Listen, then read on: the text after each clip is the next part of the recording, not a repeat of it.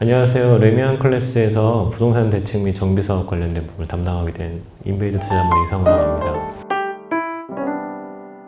오늘 말씀드릴 거는 조금 전에 말씀드린 것처럼 부동산 대책, 요즘 너무 자주 나오다 보니까 한 달 거의 간격으로 나오고 있는데요.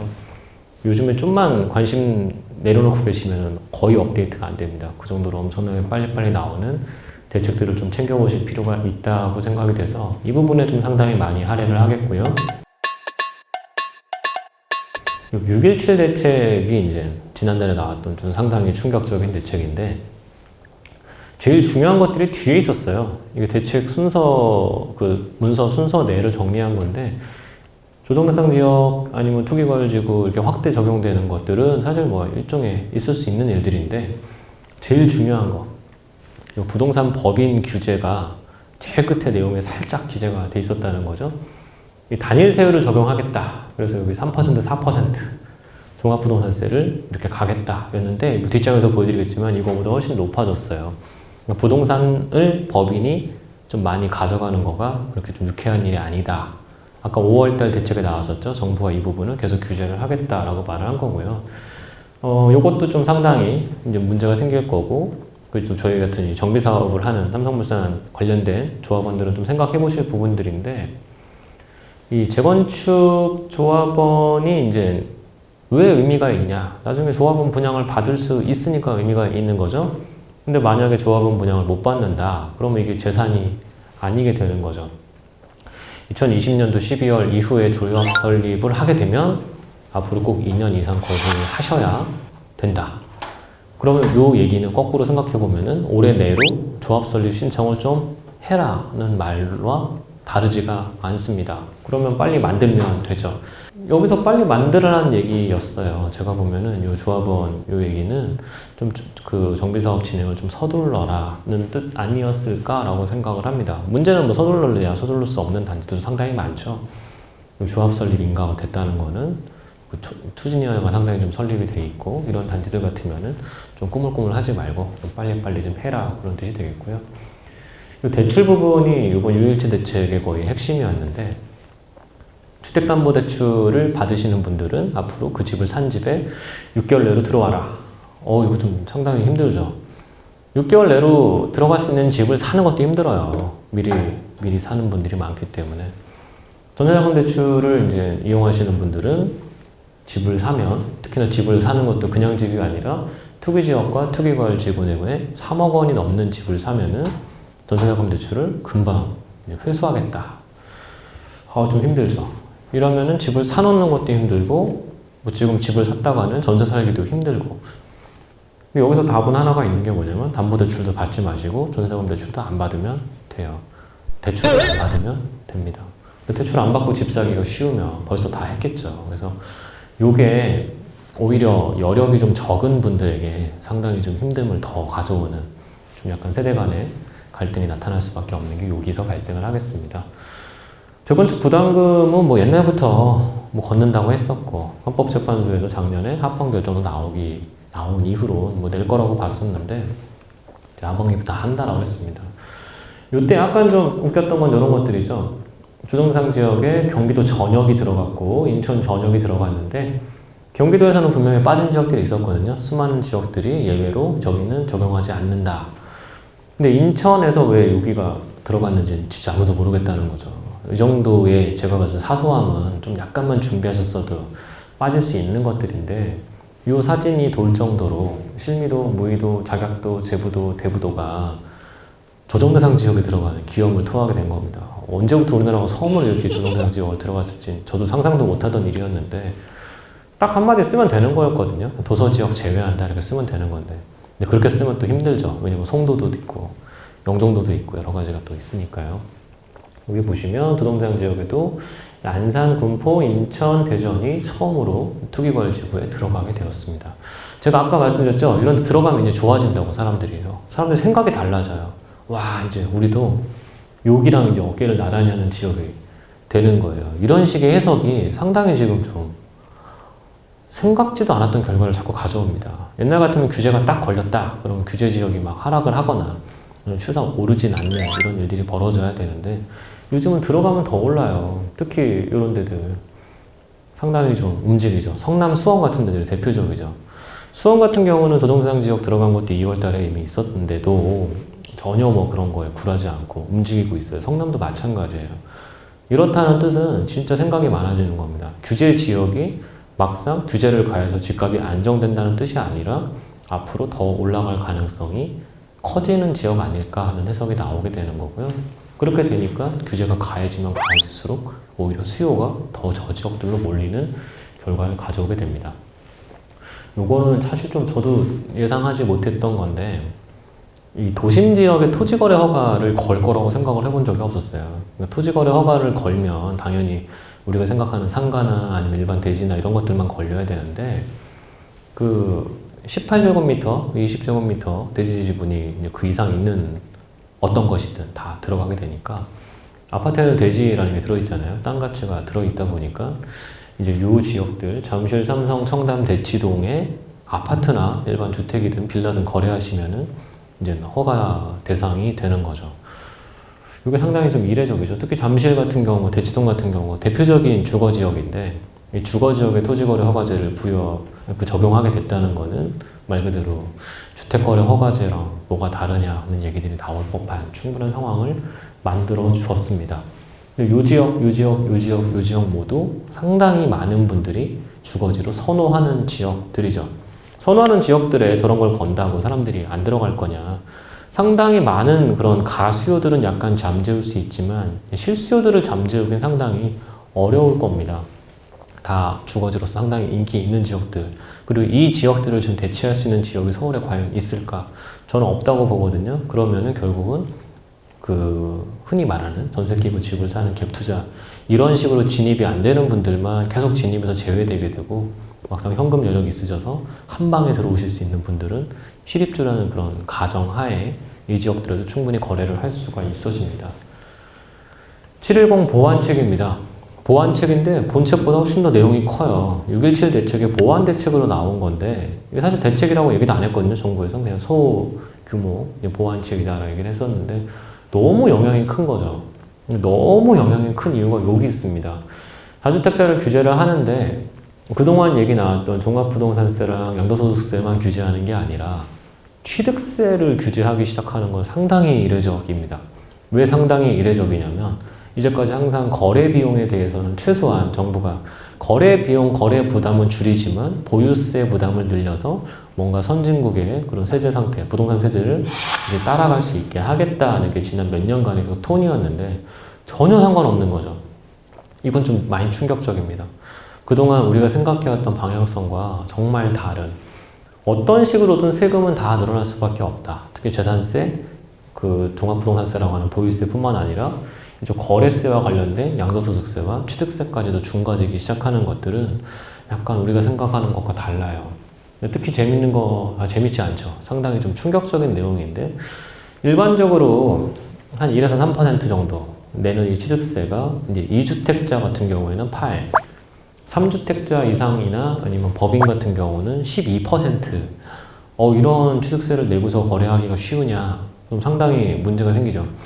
특히 저 많은 사람들이 저 취득세 부담이 생겼을 때 어떤 식의 결론을 내릴 거냐, 좀 약간 어찌 보면 당연해요.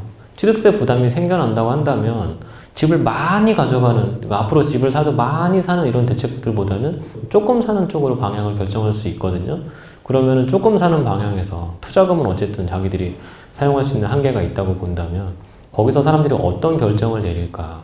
당연히 본인이 할 수 있는 최선의 결정을 내릴 가능성이 높습니다. 예전 같으면은 많은 결정을 내려도 되는 그런 선택지가 다 없어졌고 그냥 답은 하나만 나와 있는 거예요. 그러면 그 다주택자들이, 저 부동산 법인들이 만약에 지금 보유하고 있는 물건들을 눈물의 매각을 통해서 뭔가 진행이 돼서 그 이후에 어떤 거를 매수할 거냐, 너무 좀 답이 뻔히 나온 것 같아요. 이렇게 되면 되게 곤란해집니다. 하나를 사도 제대로 된 걸 사야 된다, 이런 생각들이 들게 되겠죠. 종합부동산세 같은 경우는 이렇게 나와 있는데요. 사실은 이게 좀 약간 저는 이 표가 상당히 제 마음에 안 드는 점이 있습니다. 뭐냐면 이 1216인데요.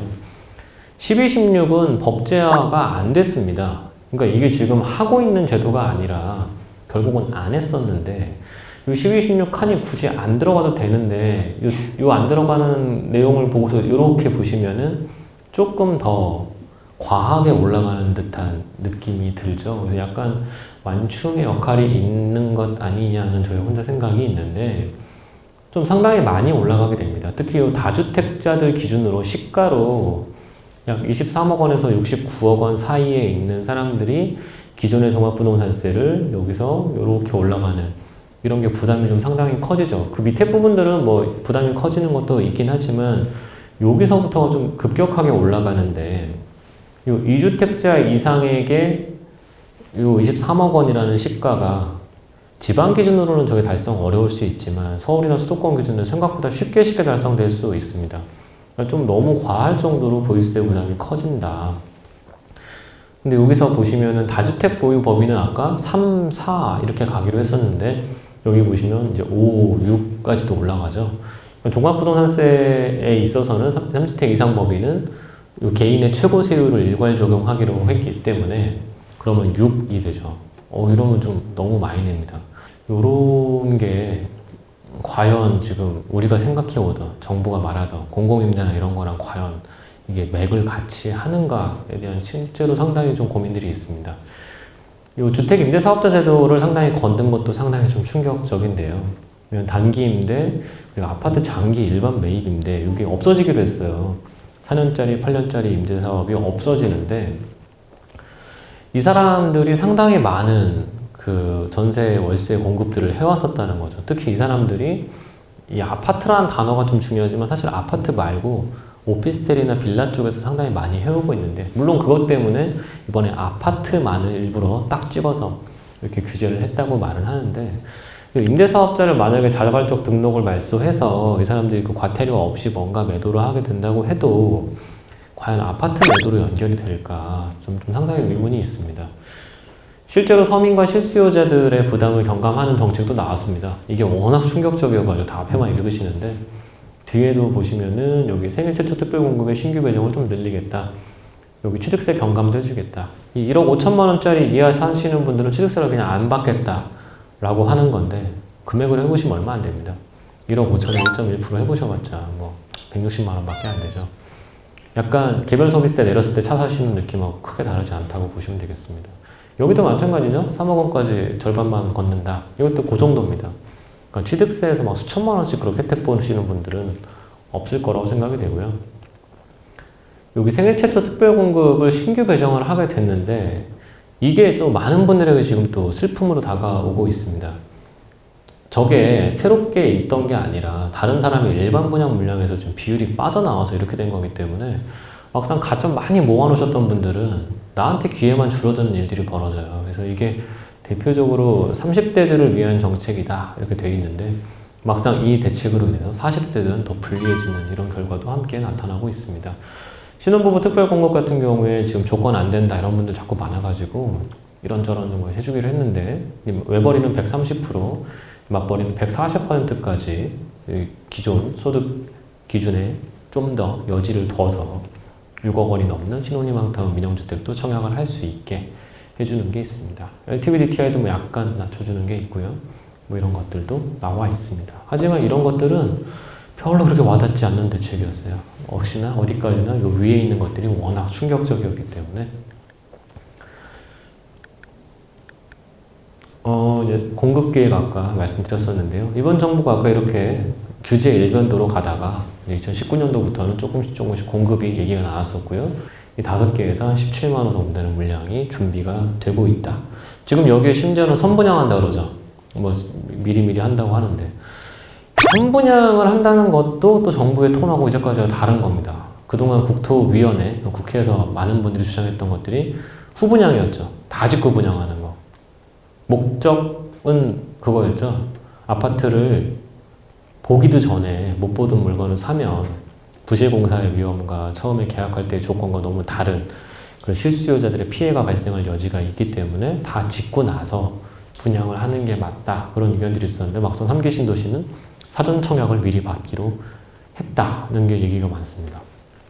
차적 기능 강화하고 공원 같은 거 많이 꾸며놔서 3기 신도시는 상당히 좋을 것이다. 이렇게 돼 있던 거죠. 근데 이러니까 이제 또 화가 나는 분들이 생기죠. 약 30년 전에 공급했던 1기 신도시 분들, 그 지금 1기 신도시보다 더 먼 곳에 있는 2기 신도시 분들은 그럼 왜 1기, 2기보다 더 좋은 거를 3기를 서울에 앞에다 갖다 놓느냐, 이런 불만들이 삭틀 수밖에 없습니다. 중소규모 택지들은 뭐 언제나 하던 것들이니까 그냥 그런가 보다 하시면 되겠습니다. 이 가점제가 문제인데, 아까 제가 이렇게 청약을, 사전 청약을 하든 뭘 하든 간에 문제는 이 가점이라는 게 여기 보시면은 1년에 2점씩밖에 안 올라가요. 그래서 나의 가점이라는 게 순식간에 막 많이 모으기가 쉽지가 않습니다. 제일 쉬운 건 여기죠. 빵빵빵빵 올라가는 건 여기죠. 청약저축이라는 거는 말 그대로 1년에 1점씩밖에 안 올라가는데 요거 만점 채우시는 분들은 사실 금방입니다. 왜냐면 되게 일찍 가입하시기 때문에 여기서 점수를 못 따시는 분들은 없는데 이게 제일 힘들죠. 부양가족. 부양가족 숫자 채우시는 거, 그리고 여기 보시면 무주택 기간. 근데 이 무주택 기간이 생각보다 어렵습니다. 청약통장 같은 경우야 미리미리 가입하시면 다 만점 채울 수 있는데 이 무주택 기간은 어디까지나 30살부터거든요. 30살 이전에 받으시려면 결혼을 좀 빨리 하셔야 되거든요. 결혼을 빨리 하면 돼요. 해법이 간단해요. 가점을 많이 받기 위해서는 결혼을 빨리 하고 애를 많이 낳으면 돼요. 근데 이게 말이 쉽지 어렵잖아요. 그러다 보니까 막상 여기서 점수는 잘 안 늘어나고 그냥 계속 나이 먹는 것만 기다릴 수밖에 없는데 나만 2점 올라가는 게 아니라 딴 사람도 같이 2점씩 올라갑니다. 그러니까 공부 다 같이 열심히 하면 고3 때 떠올려 보시면 되는 거죠. 다 같이 그냥 열심히 하는 거예요. 그러니까 맨날 등수가 똑같죠. 그 상황과 똑같다라고 생각하시면 과연 가점제를 기다릴 필요 있는가 좀 고민들이 생겨나죠. 그래서 이렇게 해보시면은 시간이 좀 오래 걸려요. 실제로 이 정도 가점 거의 대부분 분들이 이렇습니다. 30대 초중반에 한 30몇 점 가지고 가점 가지고 청약을 나서면 될 리가 없죠. 이런 분들이 좀 그래도 한번 해볼 수 있는 50점 후반대의 가점을 받으시려면 일단 한 10년은 더 기다리셔야 돼요. 애도 낳고 한 10년 기다리면 될 수도 있어요. 될 수도 있는데 언제쯤 돼야 되느냐? 한 40대 중후반은 돼야 되는 거죠. 그래서 이 청약제도는 말 그대로 나이 많은 분들을 위한 약간 장유유서와 같은 약간 그 노인 공경책이다 보셔도 크게 다르지가 않습니다. 그러다 보면 30대가 화나는 거죠. 30대는 청약하지 말라는 거냐? 네, 맞아요. 하지 말라는 얘기예요. 어디까지나 애 낳고 사회생활 열심히 해서 뭔가 거기에 대한 반대급부로 주는 게 이제까지 청약이었다고 보시는 게 더 옳은 해석이라고 저는 생각이 됩니다. 근데 문제는 이게 청약 자격이 정말 많아요. 사람들이 갖고 있는 사람들이. 나만 1순위가 아니에요. 6월 말 기준으로 보시면 서울에 지금 1순위자가 무려 388만 명이 있습니다. 수도권도 마찬가지로 약간 내려갔는데 461만 명이 있습니다. 이분들하고 싸우는 거예요. 근데 이분들이 웬만한 인기단지들은 다 같이 관심이 많기 때문에 청약에서 내가 이길 수 있다는 거는 가능성이 무지 낮죠. 이 급격히 증가되는 것들을 보십시오. 얼마나 지금 이렇게 늘어나고 있는지. 서울의 당첨 가점을 한번 보시면은 여기 회색으로 보시면 70점대. 요즘 뭐 고가점들이 너무 많으셔가지고 뭐 웬만한 좋은 단지들 가보시려면은 60점이 넘어가는 일들은 뭐 예사예요. 강남권에서 최저 가점들도 60점 넘어가니까 이런 가점을 30대 때 만든다는 건 거의 불가능하죠. 근데 올해 재밌는 거 5월 달에 요 흑석동에 공급된 모 단지 같은 경우 만점자도 나왔거든요. 그냥 만점도 나와요. 근데 이 만점자가 꼭 강남이 아니어도 나와요. 경쟁자가 얼마나 많은지 아시겠죠? 이런 만점짜리 통장을 가지고 탁탁 쓰시는 분들이 생각보다 꽤 된다는 겁니다. 지금 서울 당첨 가점은 참 마음이 편하지 않다는 것들을 잘 보여주고 있습니다. 정비사업 얘기 좀 해볼까요? 정비사업은 말 그대로 체크해야 될 포인트 너무 많죠. 이제 시간도 체크해야 되죠. 어느 단계까지 왔는지부터 시작해가지고 어디 이렇게 되고 있는지 제일 중요한데 항상 우리가 놓치면 안 되는 게 뭐냐? 시공사죠 뭐. 좋은 시공사 정해서 안 싸워야 되는 거잖아요. 좋은 시공사 만나서 잘 일 풀려서 준공까지 잘 가서 조합을 빨리 청산하는 게 제가 봤을 때 정비사업의 제일 중요한 포인트인 것 같습니다. 바라볼 게 너무 많은데요. 이상하게 정비사업은 이 얘기만 하세요. 용적률만 가지고 바라보시는 분들이 한둘이 아닌데 저는 이건 하나는 알고 둘은 모르는 그런 건 아닌가 생각이 됩니다. 용적률과 대지지분이 좀 많이 물려 있는데 사실 제일 중요한 정비사업 포인트는 이 투자 기간이에요. 빨리 회수돼야죠. 진짜 좋으면 뭐 하겠어요. 47년 걸리면 뭐 나 좋은 일 없는 거잖아요. 근데 이런 거 투자하시는 분들은 은근히 많습니다. 정비사업의 핵심은 아까 좋은 시공사와 조합의 콜라보레이션으로 빨리빨리 사업을 끝낼 수 있는 그런 지역에 들어가야 적합한 거지 아무리 매력이어도 나 죽고 나서 되는 것들은 별로 좋은 게 아닙니다. 분담금, 이거 다 똑같은 거죠. 분담금, 감정평가의 비례율, 다 이쪽, 용적률과의 대지지분 가치에 다 달려있는 것들이고요. 일반 분양가, 상가조합원, 뭐 조망권, 이런 것들. 중요한데, 아까 여기 말씀드린 투자기간이라는 것들은 대부분 좀 놓치시는 경향들이 있고, 조망권, 이런 거에 상당히 좀 매몰되는 경향들도 많아요. 특히 서울에 이게 되게 심하죠. 한강변에 있는 단지들, 한강조망 같은 것들이 좀 상당히 많이 미치는데요. 저는 다 이런 모든 것들이 다 오해라고 생각을 합니다. 제일 중요한 거는 투자 기간에 달려있다 라고 생각을 하고 있습니다. 요거는 뭐 꼭 리모델링을 보여드리려는 게 아니라 요 재건축 단계들을 보시면 되는데 서울시에서 한번 발표해 준 적이 있어요. 평균적으로 한 8.9년 정도 걸리더라 하는데 8.9년만 걸려도 상당히 빨리 끝나는 거라고 보시면 되겠습니다. 아까 제가 말씀드렸죠. 한 40년 걸려도 이상하지 않다고.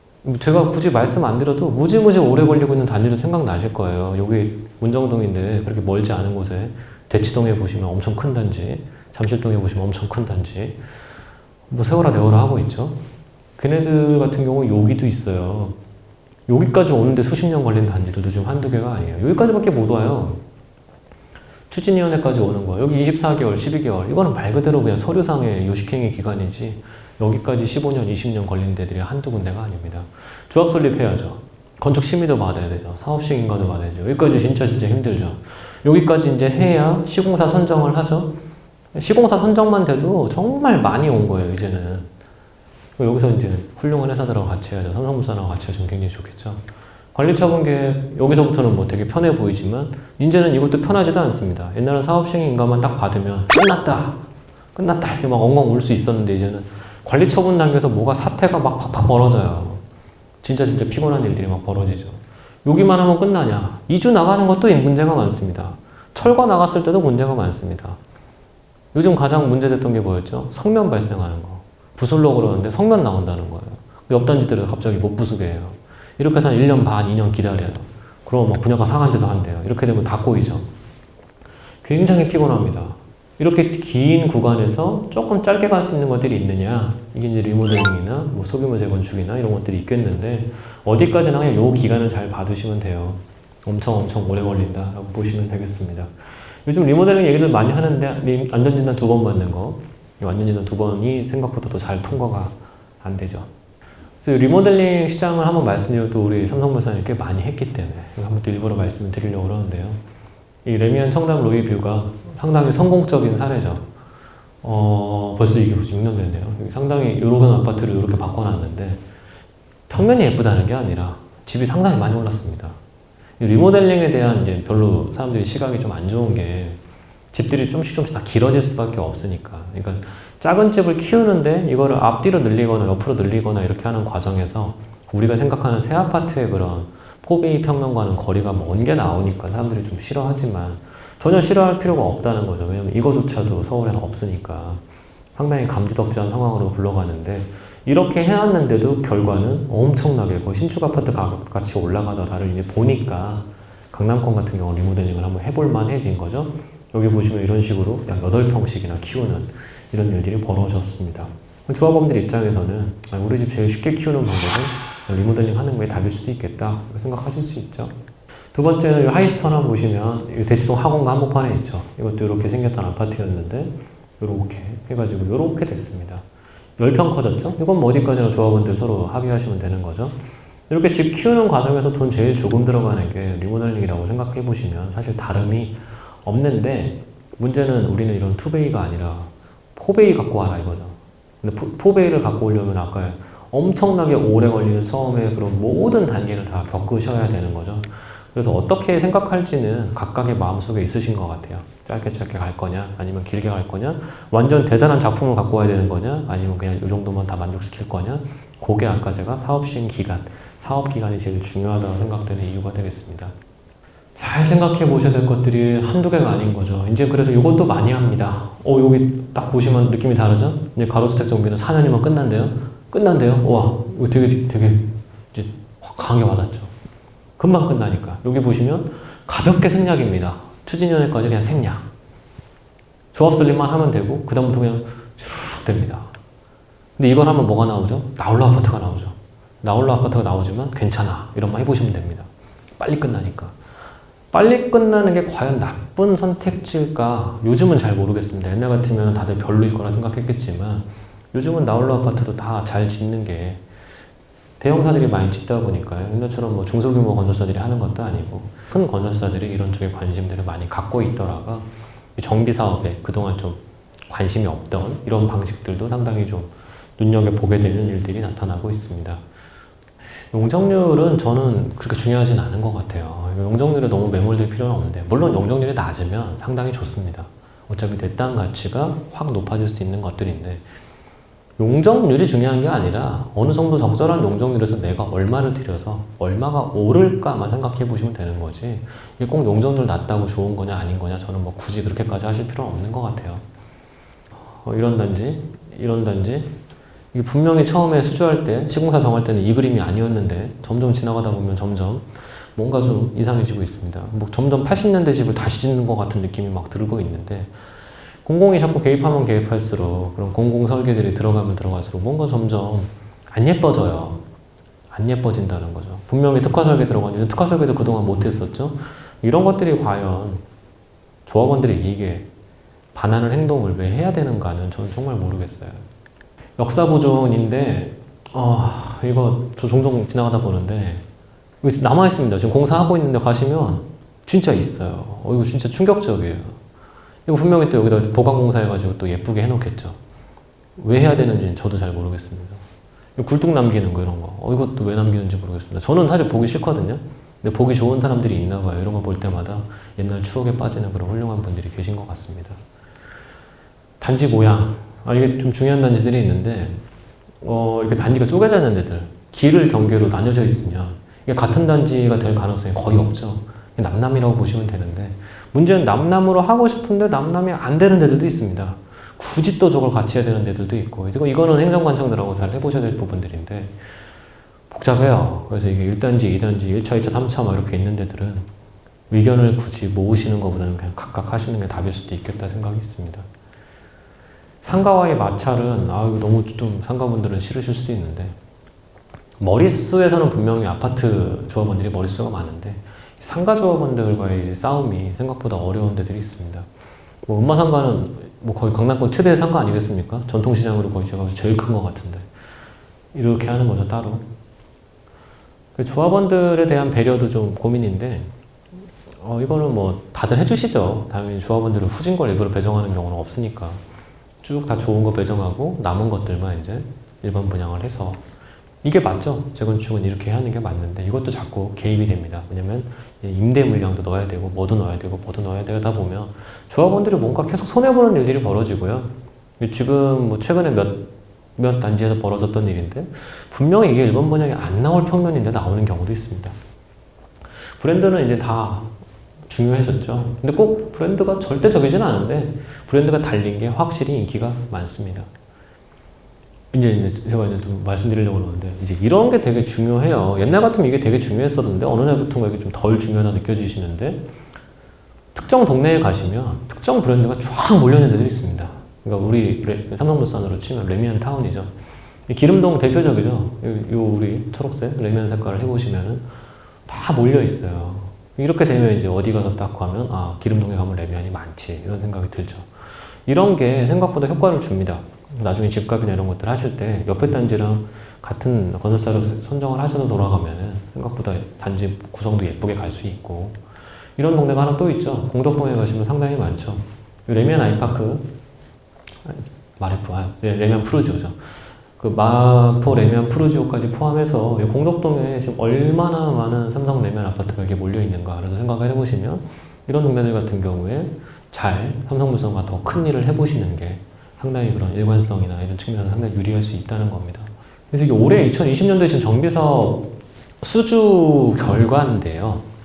드디어 이제 삼성물산이 다시 이 시장에 들어오면서 특히 여기 삼성 신바포 15차, 반포종구 3주구 이 두 개를 수주하면서 올해 시장에 거의 엄청난 이제 영향을 가져오기 시작을 했어요. 올해 제일 중요한 수주는 이 두 개인데 반포종구 3주구를 삼성물산이 한 것과 한남 3구역을 현대건설이 한 거, 이 두 개가 상당히 좀 중요한 수주들인데 삼성물산이 그동안 몇 년 동안 좀 이 시장에 잘 안 보이다가 이 시장에 다시 들어오게 된 것들 제가 아까 이 정비사업 부분에 대해서 말씀드린 체크 포인트에 중요하게 말씀드린 것처럼 빨리 사업을 끝낼 수 있는 아주 좋은 파트너를 구하셔서 같이 잘 해보는 이런 것들에 이제 저희 삼성물산도 그 중에 하나에 그동안은 좀 잘 안 보이던 회사가 아주 중요한 선택지로 자리를 잡고 있더라.